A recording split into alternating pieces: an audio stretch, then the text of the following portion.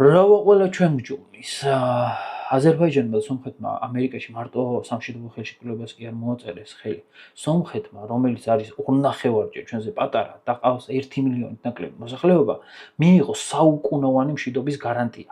შემდეგი 100 წლის მანძილზე კაცი შვილი ვერ შეეხება სომხეთს, რადგან ზანგეზურის დერეფნის მიწაზე ამერიკული კომპანიები დაიწყებენ მშენებლობას რკინიგზების ნავთობსადენის, გაზსადენის, ოპტიკურ-ბოჭკოვანი ხაზების, შესაძლოა ელექტროგადაცემის ხაზების და ეს არა მარტო ძალიან დიდ ინვესტიციებს და ქვეყნის ეკონომიურ განვითარებას ნიშნავს, არამედ ნიშნავს იმას, რომ უსაფრთხოება იქნება გარანტირებული და მშვიდობა იქნება გარანტირებული. ზოგადად გეოპოლიტიკური ცვლილებები ისე მიდის, რომ ყველა მიხვდა როგორი პარტნიორია რუსეთი, ყველა ცდილობს დამოუკიდებლობა მოიპოვოს და არაფრით არ იყოს რუსეთზე დამოკიდებული და ახალ წყობას მოეწყოს. იგივე სირია, რომელშიც მალე ყატარის ნავთობსადენის მშენებლობა დაიწყება და სირიაზე გაივლის.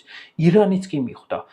ლუკაშენკო, რომელიც არის, რავი, ოდითგანვე პუტინის ყურმოჭრილი მონა, ისიც ტრამპისტი ვარო გაიძახეს და ამ დროს აბრეშუმის გზა, რომელიც საქართველოსზე უნდა გადიოდეს და ლოგისტიკურად ყველაზე კარგი მარშრუტი იყო აღმოსავლეთის და დასავლეთის დასაკავშირებლად, ანაკლიის პორტი დავკარგე. გაიძახიან deep state, არავინ გაგათხოვოთ, რუსეთი არ გავაღიზიანოთ და შედეგად მივიღებთ იმას, რომ ჩავიხრჩობით რუსეთის ჭრდილში და ეგ იქნება.